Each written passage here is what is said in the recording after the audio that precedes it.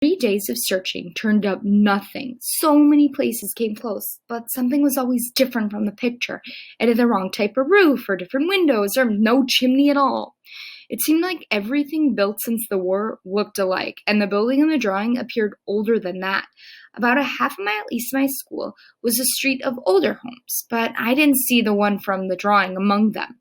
I was beginning to wonder if this building really existed, well, at least in East Berlin. The fourth day was another Saturday, a week since I had last seen Papa. Mamma had sent me to school with a loaf of bread to give to Anna's family. It wasn't much, but it was all we had to spare, and Mamma wouldn't have dared offer more anyways. Anna's family was still being shamed for what Peter had done. Mamma didn't want to look like our families were that close. But Anna wasn't in school that day, and the teacher said she had complained the day before of not feeling well. So I decided to deliver the bread on my way home that afternoon. At least it gave me the opportunity to walk a different neighborhood of Berlin, and a part of me hoped that as her sorrows healed, so would our friendship. Anna met me at the door, and although she looked as healthy as anyone else, I didn't question her. If I could get away with faking sickness to skip school, I'd do it every day and not feel a hint of guilt. Interesting. Before Anna slammed the door, I shoved the loaf of bread at her. "This is from my mother," I said lamely. "She thought your family might want it." She didn't seem too enthusiastic about accepting it. And though I wanted to believe the Stassi couldn't find anything wrong with my mother's simple gift, I wasn't that naive, not anymore. But whether she wanted it or not, the bread was in Anna's hands now, and the only way she could refuse it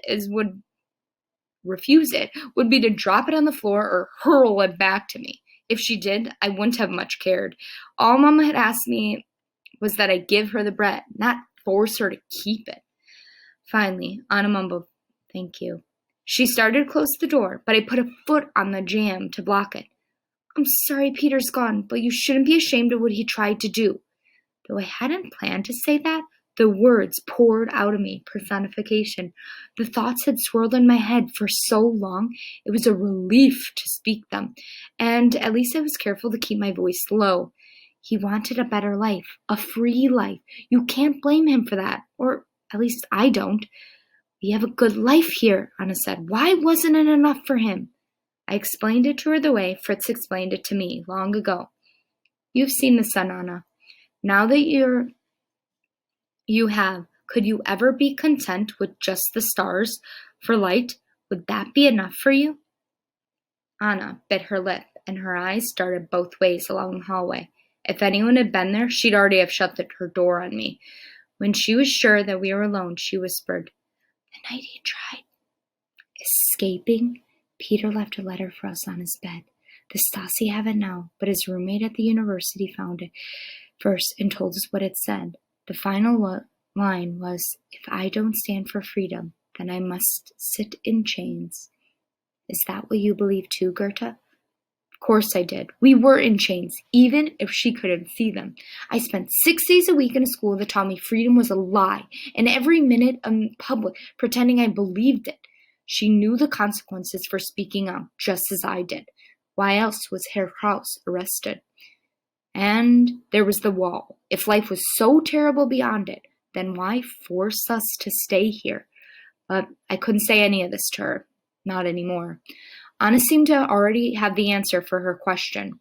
Her gaze hardened. "I told my parents the real people in chains are those who break our laws. They must know they're going to be caught sooner or later." Suddenly, our simple conversation began to sound like an accusation. I wasn't sure why. As far as I knew, I wasn't breaking any laws. None of the big ones, anyways. A door opened down the hallway, and I turned to see who was coming. In that instant, Anna slammed the door shut, and I became a disease again. I marched from her apartment with a few unkind phrases in my mind that I wish I had said while I had the chance. She was practically quoting the state's propaganda, no better than a puppet on their string, meaning she's believing all the lies they're telling.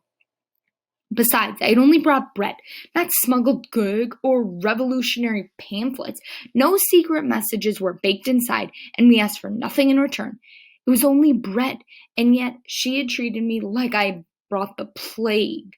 No, She believed something worse, that wherever I went, the Stasi would eventually follow. That was a ridiculous idea, wasn't it? I decided to take a shortcut home, which sent me down a narrow alley that I usually avoided because of the leftover rubble from the bombings at the end of the last war. Remember, it's been a really long time since World War II, but it's still not cleaned up. But this time, all I wanted to do was get home and slam my bedroom door behind me and try to forget I had ever been friends with Anna. She's really upset with Anna because Anna believes all the lies that the East are telling her. Except where I should have turned back onto the main road, I looked further down the alley and saw it led to the back of some other older buildings.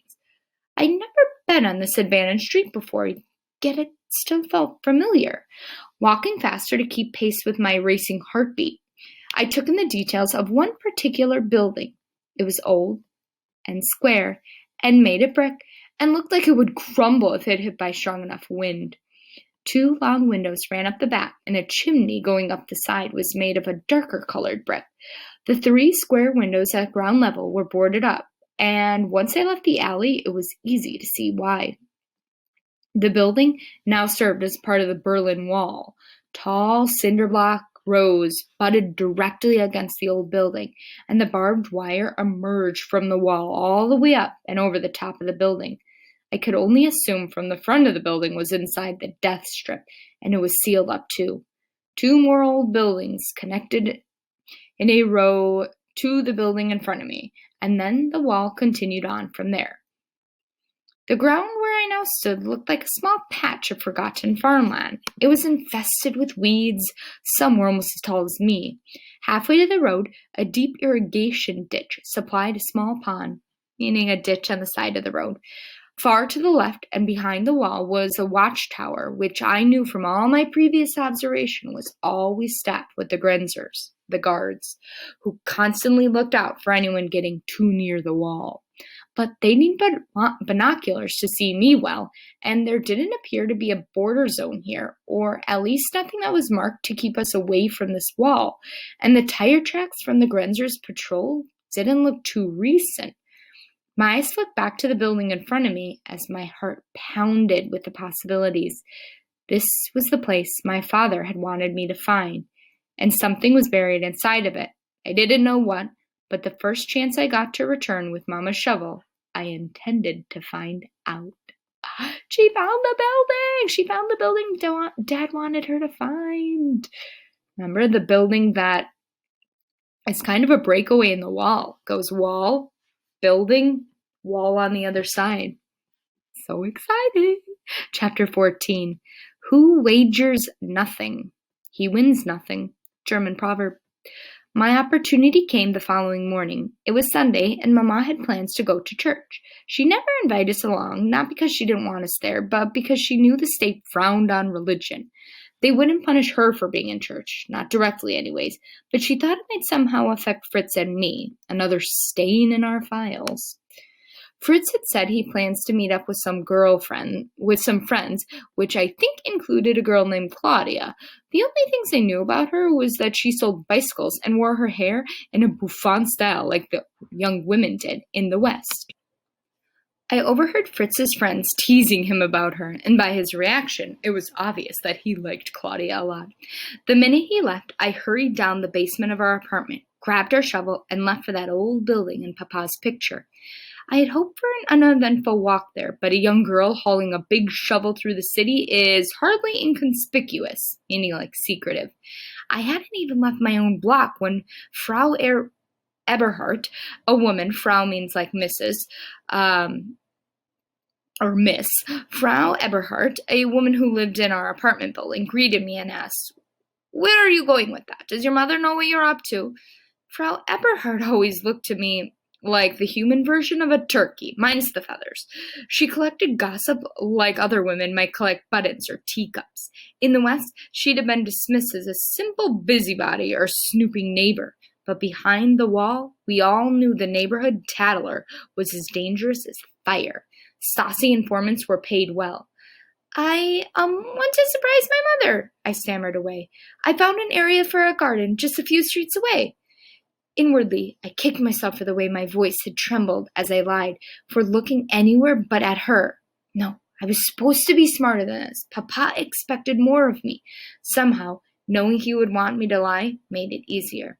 Frau Eberhardt's beak of a mouth pursed together as if she wasn't quite sure whether I had told the truth.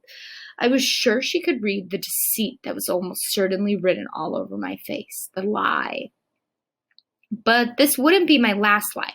Mama often warned me that Stasi had blanketed the country with informants, meaning people ready to tell the secrets. It might be a bus driver or a coworker or even a family member, and it wouldn't have surprised me in the least if the woman I was facing ran off to the Stasi to tattle on me, if she guessed the real reason for my shovel. Finally, she smiled.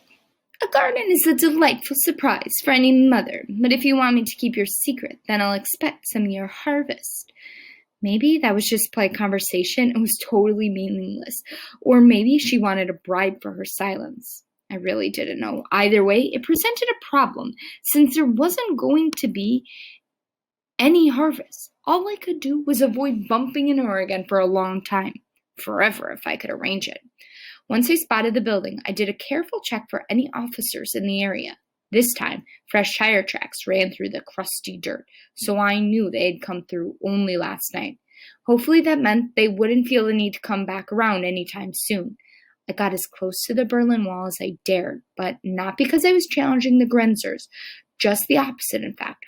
I knew if any eyes looked down in this area, then the closer I stood to the wall, the better chance I would have of slipping past them unnoticed. For my own safety, I would use their barricade against them. My heart was locked in my throat as I crossed to the building, but nothing suggested that anyone had seen me. No sirens or barking dogs or soldiers shouting orders. After a tense moment, I finally allowed myself to breathe again. Like all the others around it, this building looked like an old shop that had been abandoned for longer than I'd been alive, and there was no reason for anyone to come to this out-of-the-way street. I crouched beside each of the ground-level windows and pressed at the board, hoping for one that seemed loose. The first two windows were still boarded up tight, but the third seemed to have some give. I had to use the shovel to pry the boards loose, but I finally managed to open up a small gap and slide through it. Once inside, I had a short jump onto a hard dirt floor. It smelled of mold and rotting wood from the floorboards above me, and the standing water in the corners probably still hadn't dried out from winter. The only light came in slivers between the wood, boards across the windows, and painted creepy, dusty shadows. It gave me a shiver. Ooh, I would be so scared. Though I couldn't be sure that it was because the room was chilly or because I was afraid. No matter how eerie this room was, I also knew full well that the boundary for the Berlin Wall ran straight through this building. If I touched the brick on the far end of this room, I would be standing within the line of the death strip. In fact, I thought the Grenzers would probably consider this entire building inside that forbidden zone. If so, then I was in the death strip now. I wanted to leave, to just climb back out the window and run to the safety of my bedroom. I never had to tell anyone about this place, and the next time I saw my father, I could just shrug at him as if I'd never got in the picture. He could go forward with his life, and I would go forward with mine. But now that I knew I was here, I knew I couldn't do that. But Papa wanted me to find this building, and he wanted me to dig here. I wasn't sure why he had chosen this place, but it was important enough to let me take the risk of standing here. It had to be good, an entire chest full of money, or better yet, fake passports that would allow us to an easy slide across the border. Or something better than I could dream of, something he believed was worth the risk of my life. A crumbling stone stairway led to the main floor above me. Remember, she's in the basement. I poked my head up there and printed in old paint on the wall was a faded sign that said "Willkommen," meaning welcome. In that moment, I named this place in my mind the Welcome Building. The main floor was empty except for piles of old brick. The same brick filled every window or door opening facing onto the desk strip. There was enough bricks so they could have sealed up all the back openings too. Maybe they'd given up before they finished. Another stairway went up to an upper level, an attic maybe, but nothing would ever get me up there where I was even more exposed. I crept back downstairs on the hunt for Papa's treasure. After choosing my starting place, I raised the shovel, stuck the tip of my blade into the dirt, and crunched my foot down on the blade's shoulder. But in the hard earth, it didn't even go down a full centimeter. I tried again, pushing harder, and even jumped on it, using all my weight to force the blade into the ground. But nothing I did made a difference. It was like digging through concrete with a spoon. I moved the shovel to a different spot and tried again, but still with no success. The same thing happened in another corner. It was quickly becoming obvious that my father hadn't buried a single thing in this basement, not unless he had done it 30 years ago, because I was convinced this hard ground hadn't been disturbed for at least that long. I tried in still another place, right in the center of the room. This time, my blade struck something metal. It rattled enough that it quickly fell to my knees to quiet the echoing vibrations. Remember, she does not want to be found. I dropped the shovel and ran my fingers along the ground, feeling for the edges of the metal. Whatever it was, it lay nearly at the surface with only a thick layer of dust to cover it. If my father was going to bury something to be kept secret from the Stasi, he could have done better than putting it right at the surface. Anyone might find it this way. Then my heart dropped as I realized another possibility. Maybe his treasure had already been discovered, and only the empty container remained. I had found the edges now, some sort of metal plank wide enough to stand on. Then I brushed off the dirt. I saw grooves cut into one side and hinges on the other. This wasn't a plank. It was a door, buried in the earth, meaning the ground. Curiosity was mounting inside of my chest, so much that I almost couldn't stand it. I pried the door up with the shovel and then pulled it the rest of the way open. The door was heavier than I had imagined, but I was certain that something inside it would make all the risk and effort worth it. With some effort, I got the door open. I peered down, but it led to a hole too deep to see the bottom, with a rusty metal ladder on the side that I didn't entirely trust to hold my weight. Nor did I have any interest in diving into some unknown darkness without knowing whether I could get back up again. And with nobody in the world aware of where I was, I wished I had a flashlight. I walked around it to try to get a better sense of what was down there, then happened to notice dim writing stamped onto the underneath side of the door. Luftschutzraum, an air raid shelter. There were hundreds of them all over Berlin, places built underground during the Second World War when the Allies began bombing the city. There was nothing special about them. We had one under my own apartment building, in fact, and so did Anna. So there was no reason, none at all, why my father would go into the trouble of putting anything special inside this one, so far from home. I closed up the door and even scattered dirt across it again, and then did my best to erase any evidence I had been here. Obviously, I had misunderstood my father's instructions. Whatever his meaning was, with the silly dances in the picture, I couldn't understand it. Maybe there was no meaning. Maybe his dance was only a dance, and this picture was only a picture. It might not even be from him at all. If I was reading secret messages into it, that was the only sign of my boredom and desire to find some lost connection of my father. I climbed out of the basement, pulled the boards that had blocked the window back into place, and stashed the shovel beneath some rubble in the alleyway so I wouldn't have to answer any questions about it on the way home. I hadn't lost hope. No, that wasn't the right word for it. It wasn't lost because I didn't intend to try finding it again.